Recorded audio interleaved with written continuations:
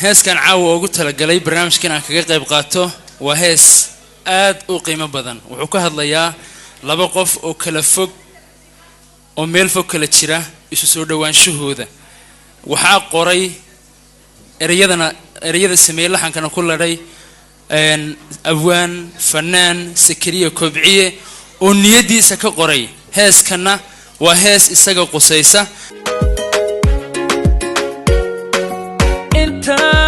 intaan ma weelin karo naftawan madadaaliye markan diiday warodhan naftawan madadaaliye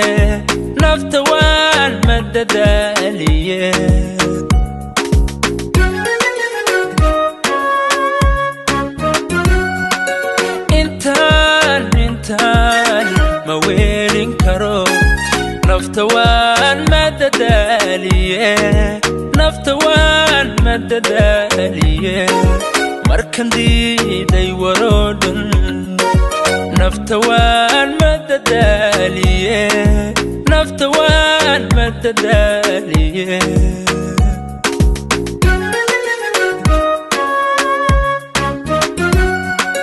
mar haddaadan ila joogin noloshuba macaan male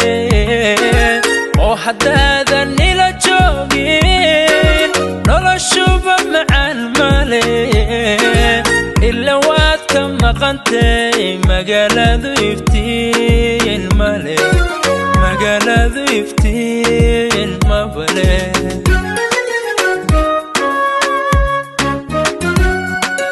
mar haddaadan ila joogin noloshuba macaan male oo haddaadan ila joogin noloshuba macaan male ila waad ka maqantay magaaladu iftiin male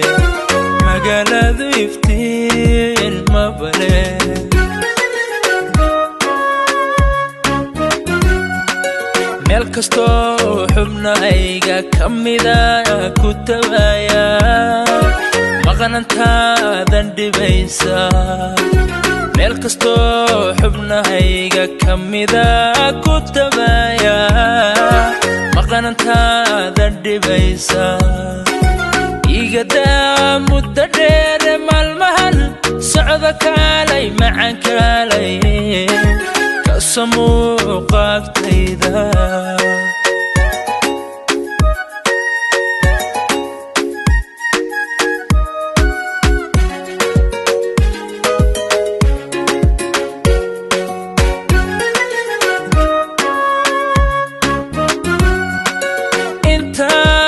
intaan samir muujin karo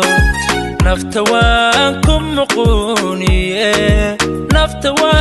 ku muqooniye ma yaraysan dulqaadna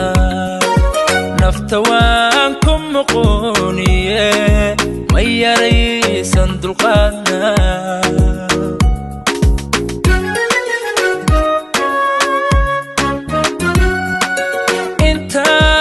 intaan samir muujin karo naftawan ku muqooniye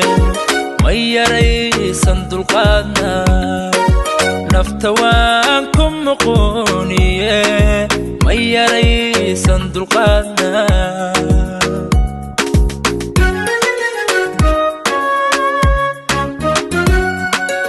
intaad maqantad dheer tahay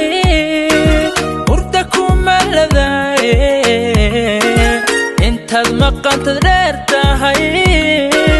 hurda kuma ladaaye ma huraankii noloshaas ma ogidinaad tahay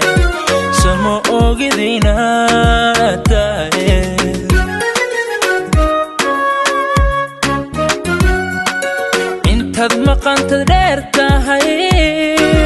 hurda kuma ladaaye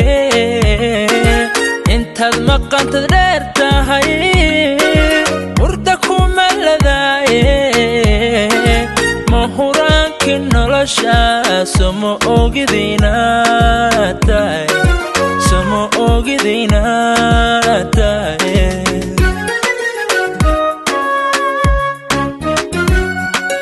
meel kasto xubnahayga kamida ku tabaya maqnantaadan dhibaysa meel kasto xubnahayga kamida ku tabaya maqnantaadan dhibaysa igada muddo dheer maalmahan socda kaalay macaan kaalay